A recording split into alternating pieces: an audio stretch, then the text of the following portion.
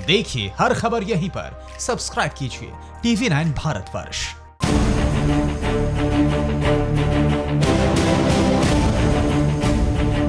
सबसे पहले हम आपको देश के अलग अलग प्रदेशों और देश के बड़े शहरों में कोरोना वायरस से संक्रमण का लेटेस्ट अपडेट बता देते हैं। भारत में अब मरीजों की संख्या बढ़कर 53,049 हो गई है। 1,787 मरीजों की अब तक पूरे देश में मौत हुई है। राजधानी दिल्ली की बात करें तो यहां 5,532 मरीज हैं, 65 लोगों की जान चली गई है। महाराष्ट्र में 16,758 मरीज सामने आ चुके हैं, 651 लोगों की जान चली गई है। उत्तर प्रदेश में 2,998 मरीज सामने आए हैं, 60 लोगों की जान ले ली है वायरस ने।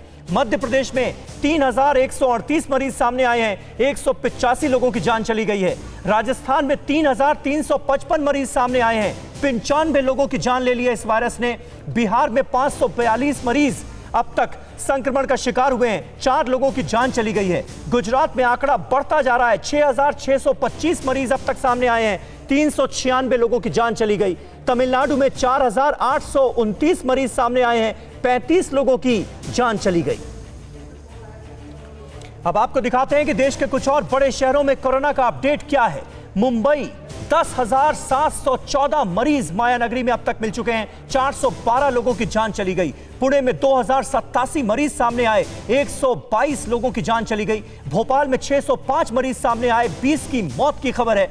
इंदौर में 1,681 मरीज सामने आए, 81 लोगों की जान चली गई। जयपुर में 1,099 मरीज सामने आए, 52 लोगों की मौत की खबर है। लखनऊ में 231 मरीज सामने आ चुके हैं, 1 शख्स की जान चली गई। आगरा में 655 मरीज सामने आए हैं, 16 लोगों की मौत की खबर है। गौतम बुद्ध नगर यानी नोएडा में 193 मरीज सामने आए हैं, लेकिन राहत की बात यह है कि किसी की जान नहीं गई है अब तक कोरोना वायरस की वजह से। वहीं कानपुर में 292 मरीज सामने आए हैं, 5 लोगों की मौत की खबर है। और कोरोना काल में आज देश को परेशान करने वाली, झकझोरने वाली और बेहद दर्दनाक खबर आई। आंध्र प्रदेश के विशाखापट्टनम में एक फार्मा फैक्ट्री से गैस लीकेज से 8 लोगों की जान चली गई और हजारों लोग बीमार हो गए। भागते दौड़ते लोग, खौफजदा चेहरे, छोटे छोटे मासूम बच्चे, चीख पुकार, अफरा तफरी का आलम, सड़कों पर गिरते लोग। ये विशाखापट्टनम का नायडू थोटा इलाका है, जहां रात के दूसरे पहर ने कहर ढाया। पास की कंपनी से गैस की लीकेज हुई तो कोरोना काल में नींद के आगोश में खोए हुए लोगों को घुटन ने जगा दिया। फिर जिसे जो रास्ता सूझा वो उधर ही भागा। आधी नींद दिए लोग बेतहाशा भागने लगे। कुछ ज्यादा दूर तक भाग भी नहीं पाए, कुछ सड़कों के किनारे ही गश खाकर गिर गए, कुछ तो घर की दहलीज भी नहीं लांघ पाए और घरों के सामने नाले में गिर गए। दहशत की बेचैनी कुछ ज्यादा थी, क्योंकि लोग पहले से ही कोरोना के साए में जी रहे हैं। जब गैस ने हवा में जहर घोला तो लोगों को लगा शायद कोरोना हवा में फैल चुका है। जो छतों पर थे वो घरों में दाखिल हुए, दरवाजे खिड़कियां बंद की, लेकिन यह हवा में फैला वायरस नहीं था, बल्कि कंपनी की चिमनी से निकली वो जहरीली गैस जो लोगों को बेहोश कर रही थी और अंदर तक मार रही थी। इससे पहले कि बचाव तला था, जहर लोगों के सीने में धंस चुका था। लोग सुध-बुध खो चुके थे। गैस इतनी खतरनाक थी कि इंसान के साथ साथ जानवर भी छटपटाने लगे। आसपास के पेड़ पौधे भी मुरझा गए, उनकी हरियाली चंद लम्हे में स्याह हो गई। बताया जाता है कि गैस की चपेट में हजारों लोग आए हैं। 1,000 से ज्यादा लोग शहर के अलग अलग अस्पतालों में भर्ती किए जा चुके हैं, क्योंकि फैक्ट्री के 3 किलोमीटर के दायरे में आने वाले गांव के लोगों को गैस ने अपनी जद में लिया है। NDRF और SDRF की टीम मौके पर तैनात है। प्रशासन लोगों को अस्पताल पहुंचा रहा है। जो लोग घरों में हैं, उन्हें सुरक्षित जगहों पर जाने की हिदायत दी गई है। लोगों को राहत देने के लिए 100 से ज्यादा एम्बुलेंस लगी हैं। और कोरोना संकट के बीच विशाखापट्टनम में हुए गैस हादसे पर प्रधानमंत्री मोदी ने बड़ी बैठक की है। गैस हादसे की जांच के लिए 3 सदस्यीय कमेटी बना दी गई। विशाखापट्टनम में पॉलीमर फैक्ट्री में गैस लीक कांड के बाद आंध्र प्रदेश से लेकर दिल्ली तक हड़कंप मच गया। गैस लीक होने के बाद आने वाली तस्वीरों ने सभी के दिलों में दहशत पैदा कर दी।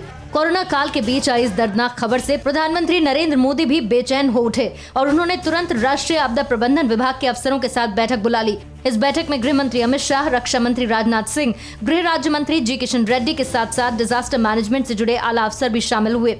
विशाखापट्टनम में जहरीली गैस रिसाव को लेकर प्रधानमंत्री ने आपात बैठक बुलाई। एनडीएमए की बैठक उनके घर पे चल रही लगभग 11 बजे ये बैठक शुरू हुई है और इसमें रक्षा मंत्री राजनाथ सिंह, इसके अलावा इस बैठक में जो गृह मंत्री हैं अमित शाह वो मौजूद थे और इसके अलावा जो गृह राज्य मंत्री जी किशन रेड्डी हैं वो मौजूद हैं। एनडीएमए के तमाम उच्चाधिकारी इस बैठक में मौजूद हैं। पल पल की घटना की जानकारी ली जा रही है कि विशाखापट्टनम में स्थिति कितनी विस्फोटक है। उधर विशाखापट्टनम हादसे के बाद देश के अलग अलग लोगों की प्रतिक्रियाएं आने का सिलसिला भी शुरू हुआ। विशाखापट्टनम हादसे से दुखी हूँ, पीड़ितों के परिवारों के साथ हूँ और घायलों के जल्द ठीक होने की प्रार्थना करता हूँ। राष्ट्रपति रामनाथ कोविंद। विशाख हादसे से डिस्टर्ब हूँ, एनडीएमए के अफसरों से बात की है और लगातार हालात की मॉनिटरिंग कर रहा हूँ। लोगों के ठीक होने की प्रार्थना करता हूँ। गृह मंत्री अमित शाह। विशाखापट्टनम से दर्दनाक खबर आई है, लोगों की जान जाने से बहुत दुखी हूँ, लोगों के ठीक होने की प्रार्थना कर रहा हूँ। रक्षा मंत्री राजनाथ सिंह। प्रधानमंत्री लगातार सचेत हैं और राज्य के मुख्यमंत्री जगन रेड्डी से वो संपर्क में हैं। अमित शाह जो गृह मंत्री हैं उन्होंने वहाँ के डीजीपी से बात किया, स्वयं वहाँ के चीफ सेक्रेटरी से बात किया है, वहाँ के गृह सचिव से बात किया है कि किसी भी तरह की कमी वहाँ होने न पाए। और देश की राजधानी दिल्ली के बड़े अस्पताल से चौंकाने वाली खबर आई। यहाँ एक महिला डॉक्टर ने अपने ही अस्पताल की एचओडी पर गंभीर आरोप लगाए। RML हॉस्पिटल पहुंची जहां पे उन्होंने मुझे 15 दिन के लिए क्वारंटीन किया, जिसकी रिपोर्ट अपने आप मेरी HOD डॉक्टर नीता सागर ने कलेक्ट करी और मेरे को अगले दिन ही हॉस्पिटल जब बुलाने की ज़बरदस्ती करी। ये है डॉक्टर ज्योति नागपाल। ये दिल्ली के शास्त्री पार्क के जंग प्रवेश अस्पताल के बड़ी डॉक्टर हैं। कोरोना काल में इन्होंने अस्पताल के एचओडी नीता सागर पर कई बड़े सवाल उठाए हैं। डॉक्टर ज्योति नागपाल के मुताबिक कोरोना पॉजिटिव मरीज के संपर्क में आने पर उन्हें 14 दिन के लिए क्वारंटीन किया गया था, लेकिन अस्पताल के एचओडी ने क्वारंटीन रद्द करवा दिया, साथ ही नौकरी से निकालने की धमकी भी दी। वो नहीं दे रही थी मुझे क्वारंटाइन, धमकी पे धमकी दे रही थी और कह रही थी कि अगर मैंने हॉस्पिटल ज्वाइन नहीं किया तो वो मुझे हॉस्पिटल से निकाल देंगी।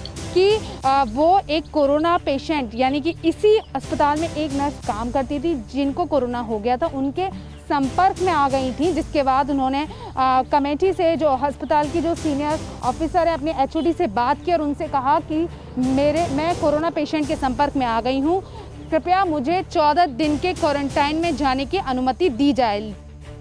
जंग प्रवेश अस्पताल में काम करने वाली डॉक्टर ज्योति नागपाल ने शिकायत के साथ वो मैसेज भी दिखाया जिसमें अस्पताल के एचओडी नौकरी से निकालने की धमकी दे रही हैं।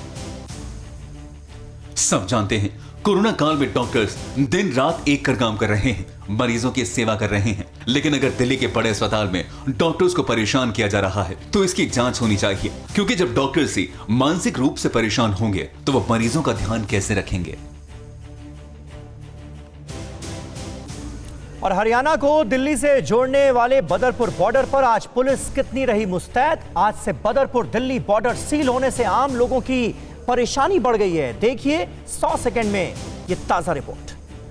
हरियाणा का फरीदाबाद रेड जोन में है और इसको लेकर हरियाणा पुलिस काफ़ी सख्ती बरत रही है। बदरपुर बॉर्डर जो दिल्ली और हरियाणा से लगता है वहाँ पर सिर्फ उन्हीं वाहनों को प्रवेश दिया जा रहा है जो एसेंशियल सर्विसेज में लगे हुए हैं। इसके अलावा किसी भी वाहन को जाने की अनुमति नहीं है। आप देखिए यहाँ पर कि गहन चेकिंग यहाँ पर चल रही है। पुलिस के आला अधिकारी यहाँ पर मौजूद है और एक एक वाहन की चेकिंग कर रहे हैं और बेहद ही ज़रूरी सेवा जो वाहन नहीं दे रहे हैं उनको यहाँ से जाने की अनुमति नहीं है। हमारे साथ रतनदीप जी हैं। रतन जी डिप्टी SP हैं हरियाणा पुलिस में।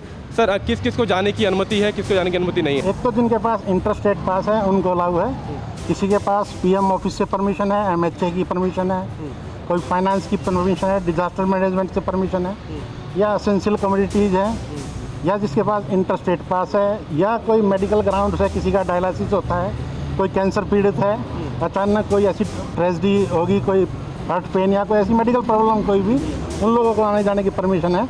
अदरवाइज जो लोग डेली फरीदाबाद से दिल्ली, दिल्ली से फरीदाबाद आके जॉब करते थे, डॉक्टर वगैरह, बैंक एम्प्लॉई और स्टेट गवर्नमेंट के या सेंट्रल गवर्नमेंट के एम्प्लॉई, उन सब के लिए जो है आना जाना बंद कर दिया गया है। जो लोग फरीदाबाद में ड्यूटी कर रहे हैं फरीदाबाद में रहें और जो लोग दिल्ली में ड्यूटी कर रहे हैं वो दिल्ली में रह के अपनी ड्यूटी करें। लेकिन सर, जो बैंक सेवाएं दे रहे हैं वो तो एसेंशियल सर्विसेज में आता है, मीडिया एसेंशियल सर्विसेज में आता है। बिल्कुल एसेंशियल में आता है, लेकिन जो बैंक में ड्यूटी करता है तो बैंक वहीं रहे, बैंक उसका इंतजाम करे वहाँ रहने का, वो डेली अप डाउन करके नहीं जा सकता, क्योंकि दिल्ली के अंदर कोरोना का थोड़ा सा ज़्यादा प्रकोप है।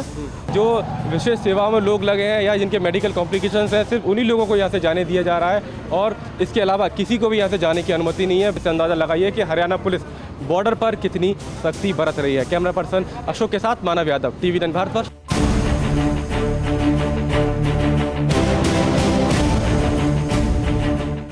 अड़ी सोमवार से शुक्रवार शाम 6 बजे सिर्फ TV9 भारतवर्ष पर।